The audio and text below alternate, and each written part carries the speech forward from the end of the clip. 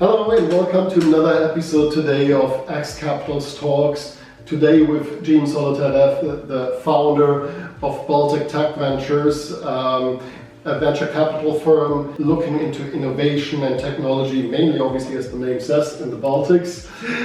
Gene himself is a very exciting person, has been in the United States as an investment banker, moved to Europe, but I think let's speak with Gene about it. Gene, can you tell us a little bit about your background and what have you been doing before you started the venture capital business? Thank you, Alex. Thanks for having me. I wouldn't necessarily label myself as very terribly exciting, but I grew up in New York, and like many people from New York, I went to a university that's also in New York, which is Columbia. And then I've studied engineering, and I've studied physics, and I wasn't really interested in finance or any of that stuff. And then afterwards, I started working, and my job took me to a lot of these projects on Wall Street, and I became fascinated with this whole big world of investment banking and trading and markets. And I thought that this would be a really good place where I would just apply the disciplines that I've learned as an engineer. It turns out that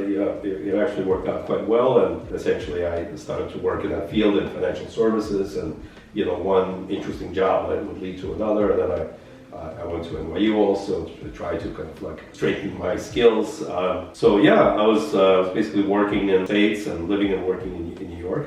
And then all these changes started to happen in Europe with Russia and CIS. The Soviet Union began to break down, and and my family were originally from Russia, so I spoke the language, and it seemed like a really good opportunity to take on a couple of projects there. And I knew people from mainly from my university days.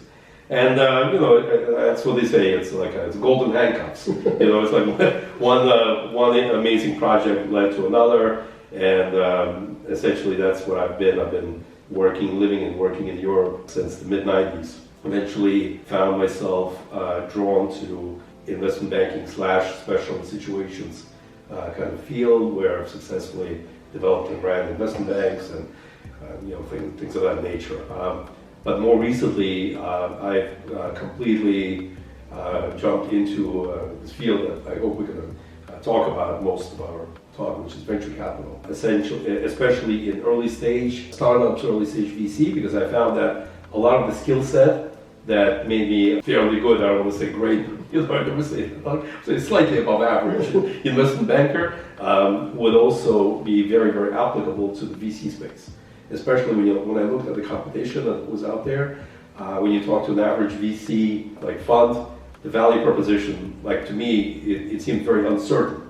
It's more like, well, give us your money, we have a great team, and we're going to pick these great unicorns, and 10 years later we'll pay you back with interest, whatever, the upside. So I found that coming back from a world which has been had a great deal of uncertainty removed from the equation. You always, of course, you always took precautions with the markets, but it was all about actual transactions and delivering and execution. Where here, I felt, well, I mean, what if we kind of re-engineered the whole VC process and made it more like investment banking? What if we started to invest with a very clear investment thesis of we're getting in at this kind of valuation. This is what we're going to do to the company. We're going to move the valuation needle from here to there, and this is what we're going to get out. And not wait for 10, 15 years, but wait for a 2-year valuation. So, and I started doing that out of my family office, and that's been working out quite well. So I thought a couple of years ago, it's why don't I do it, in an institutional way? And that's when Baltic Technology Ventures was born. The Baltics is a region which I'm intimately familiar with. I ran a bank there for over 10 years. I know a lot of people know me. I have access to very talented individuals who decided also to join me and to develop this business together. So I have a great team, very talented, ambitious. There's no shortage of amazing companies and technologies coming out of the Baltics. More importantly, is that the Baltics have become such an attractive hub for the VC space. We now have quite a few people coming into the Baltics and setting up companies, taking advantage of the investor's visa to actually launch their companies there, especially from the former CIS countries where it's challenging to convince investors if you're a company from, I don't know, Belarus or Moldova or Ukraine. You really have, it's difficult enough to launch a successful startup. When you have to convince people to invest in those countries, it's becoming even more difficult. So we see quite a few teams coming from those countries, from Ukraine, Georgia. Most recently, we worked with amazing teams, and they come to the Baltic countries. They set up shop, and they find themselves, in a much better competitive environment. So anyway, the Baltics, I think, is the best value for money. Great, generator of ideas, talent, good monetizable concepts. Also, on the other side, a lot of government support. You also have now a bit of a cluster, investment clusters, because it's been more and more popular. So you now have quite a few VCs and angel networks. All of that has been thriving. So it's it became a very positive feed loop, where more and more people have been hearing about this. More and more entrepreneurs are coming to set something up and to grow businesses there. And but it's still very cheap compared to the rest of the world, the rest of the developed hubs. So if we raise for an average fundraise at early stages, I don't know, let's say €500,000, 300,000 euros. I mean, that wouldn't last a few months in London or New York or San Francisco or Tel Aviv. I mean, that's where in places like Riga or Vilnius or Tallinn last year, a year or two. So it's your kind of value for money, your cost-benefit ratio is fantastic. So yeah, that's why we're.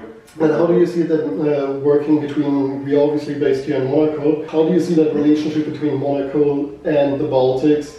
And maybe it has also something to do with your limited partners in your fund. You actually have a listed company, which is one of the very interesting developments around the VC space, which you have developed there, more as a holding, a listed holding, rather than a traditional fund. How does that work for you? Well, I mean, first of all, my team is all over the place. I mean, yes, we do have a critical mass. The main people are sitting in Riga. The company is listed on the stock exchange. It's called NASDAQ Baltic. So we're listed on the Riga board. So the whole, of course, legal and operational infrastructure is in Riga. Where, other people, if you look at our team, I mean, we're all over the place. So that's not really so important. What is important, I think, is that you talked about why we listed. A lot of people ask, why did you choose this path? And once again, it goes back to what I said initially, is that the value proposition to investors in the traditional VC world was, to me, very unattractive. Lockup, high minimums, fees, not to mention an uncertainty of outcome. And here, if you want to participate somehow, if you like our story and you like what we do, and you feel that you want to deploy your money or invest a little bit, it's very simple to do. You just buy a share, through any one of your brokers. There's no lockup, there's no minimum. You don't pay any fees. You become a shareholder. And we are really. I always stress that we're not a fund. We don't just take other people's money and invest on their behalf and take a cut. We don't. That's not what we do. What we do is that we develop it alongside. We have a complete alignment of interest. We are, I'm the majority shareholder, so my interest is 100% aligned with the interests of anybody else. Let's say you wanted to, I don't know, put in €1,000. You'd have exactly the same, economic benefit, just proportionally less, but we'd be completely aligned. I don't take a cut from your shareholding. I don't charge you any fees. You're free to sell your shares anytime you want on the exchange. So I felt that was a superior value proposition to a lot of people who want to somehow get involved in the VC space because they read so much about it and because it's such a hot asset class. But they felt it was prohibitive or too clubbish. It's difficult to get in, and you have to freeze your money for 10 years. Anyway, that's why I felt that to do it as a listed company. There are very few similar companies who do this. I mean, I actually was surprised how few we found only 4 in the world that have basically a VC investment model and are listed. So I think that's basically, but I think that's about to change. I think this asset class will become more and more mainstream and more democratized, if you will, and more people are going to kind of jump in. Yeah. How about like the past years in the Baltics? Because but maybe you might not know, 2019 has one of the biggest years in the Baltics in the VC space. Yeah. How has been that developing during the 2020 COVID crisis or now the beginning of 2021? Yeah, I mean, in short, I mean, obviously, the COVID impacted, all the economies. The Baltics were not exempt from that. Even though for a long time they were like the best, if you will, kind of like the countries with the least COVID, cases. But unfortunately, they've caught up, since then. But this asset class actually, in my view, has benefited from this, strange as it sounds, because you have more and more people have been drawn to this technology, the world of technology. So there have been many new ideas and many new concepts that maybe they were good to begin with, but now that so many people are working from home, so many people are telecommuting, so many people doing this, so the nature of people's lives and needs have changed significantly. So some of those companies have begun to thrive, and we have more and more, ideas coming online. Where I think going forward, obviously, with the pandemic, looks like we're turning the corner. But I mean, some things, in my view, will never go back to where it was. Like we're never going to have as much office space as we needed to, because people realize that they could work from home, and the employers realize that their people, their staff can work from home without significant detriment to the business. So that's never going to go back to 100%. Business travel, I also think that's never going to go back to 100%. It'll go up, but it's never going to be what it used to be, right? So there are certain things which are here to stay, and as more and more people lead different lives and interact in a different way, there's been there've been like a whole slew of new companies and new ideas coming forward. Like for example, actually the day after tomorrow, I'm meeting with a new company that has developed a technology. It's called there's a new buzzword, because you've heard of agri-tech and clean tech and all these different subsets of technologies. So there's this whole new field of less human contactless. So there are more and more people who want less and less human contact. I mean, they were always around. There were always people who didn't like other people, but now they're always around. Let's admit it. But now, with the pandemic, there have been a whole segment of the population is fearful of close contact with other people. So there are all these technology solutions that are coming out that would address that. For example, these devices, they have to do with a perfume industry. Normally you go to any big Sephora or any big department store, and you have people salespeople trying to sell you scents, and they come up to you and they try to strike up conversation. Now with this technology, if this actually comes to fruition, you'll have a choice. You could sample all the scents you want through this machine with an amazing touch screen, and you can try whatever whatever sense you want, and then have automatically paid at the cash register without having any contact with any salespeople. Or if you want contact, you can have it. So the store will save obviously on personnel, but more importantly, it's not just savings on personnel; it's addressing a need that more and more people will have. So that's just a small illustration of what's coming out. I mean, and of course you could build in a whole lot of bells and whistles. You could have facial recognition. You could come, this machine will say, hello, hello, Mr. Kern. We've, thank you for your purchase of perfume last night. And of course, as soon as people heard that in the presentation, they said that's very dangerous, because what if you come with your wife and then you bought perfume for your girlfriend a week before? So they're anyway. So we're having fun at the expense. That's really cool. But one last point, X Capital, we are interested in innovation as well. We are one of your advisors, actually. You are. But this man is actually the advisor in my in my company. Exactly. But besides that, we are also interested in blockchain technologies. How far are you involved in that sort of space, where you're looking much more into like real devices or products which are a direct sale than a cryptocurrency? What's your take on that? Yeah, I mean, first of all, cryptocurrency and blockchain is real, but we are not involved in that. I mean, this is not something, I always reserve judgment saying that, people say like, well, why don't you like it, and I always say it's not, I don't think it's like it's a bad thing, actually.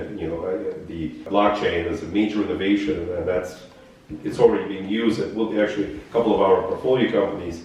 Blockchain is being used very actively as a way of like recording like a timestamp of certain events. So that's super important and very it's a major breakthrough. Cryptocurrency, I reserve judgment. I've always historically said that I kind of stayed out of that because I just don't see there's any fundamental demand for it, or it's going to move to mainstream. But actually, last few weeks, it is actually moving into the mainstream. So I may eventually reconsider my position on it. But until recently, my view is that this was always something that is out there, but it's not really meeting the needs of like a broad society. Like originally, it was just a way to make free transfers or cheap transfers and avoid the banking system.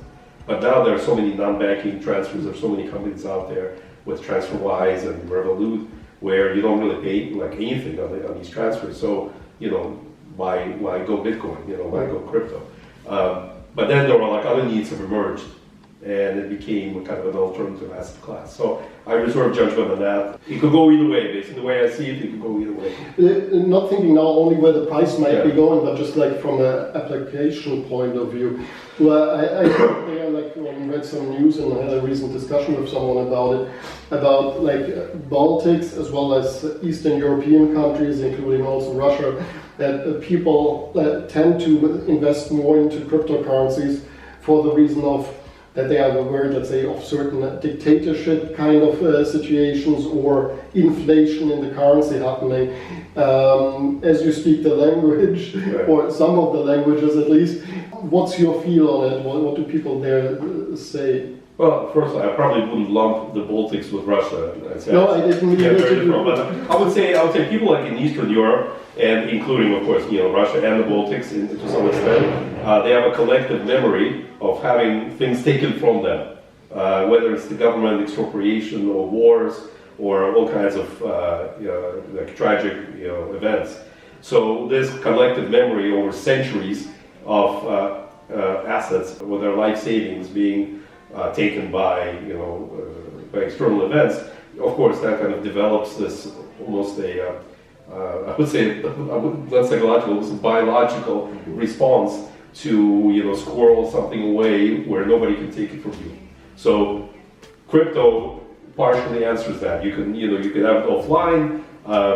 You can have it on your USB stick. The flip side of that is that you can lose it when you forget the password, as has happened on many occasions. And but it's the same kind of mentality as buying gold, like physical gold, or so people have always been drawn to that. I mean, that's people have buried gold for centuries, and Bitcoin is just one of the ways of like burying gold. So yeah, and I think it's a combination. Like if you look at that part of the world, on one hand, it's this kind of lack of trust in state institutions. Private property is not as sacred there as it is in the West. That's one thing. And second, they have a massive concentration of highly educated and talented people, like lots of mathematicians, engineers. So they're more comfortable with crypto than maybe other people who are other places where they're like less educated or less technologically advanced. Yeah. Makes sense. Last but not least, where do you see venture going in 2021? Like, do you think like the venture market is going to continue growing as it did, and more also venture capital funds are coming out because There has been lately also a trend. There are a lot of micro VC funds or smaller, medium-sized funds. Where do you see the market going? Well, I mean, obviously, I strongly believe it's going up, and yeah, it's a super hot asset class. You have also see major players going. I see like VC going mainstream, like really major financial firms like Goldman or whatever, or JP Morgan have been setting up VC funds and incubators and investing now in this asset class. So that's like a big indication of it really moving mainstream. Where as far as the Baltics, as far as what we're doing, I also feel that we have a massive upside ahead of us because we like the pipeline is very, very strong in terms of share price performance. We had like a huge run already for BTV, like this our stock, but that's I think is just the beginning. Because if you look at our peer group, we're trading at a massive discount. I can't even say what kind of what multiple increase we're going to be seeing, but it's the upside. So basically, you're saying Baltic Tech Ventures is a good stock to buy. I can't really say it because we're a public company and I'm the CEO, but if you're saying it, then I can agree with you. Let's say some bird has been whistling that, all right? But nobody has said. I fully agree with you, Alex. It's going to go on. All right. I think that's a great end to wrap our conversation. Thank you, Gene, for coming. It was great, and it was a lot of interesting stuff. So, thanks.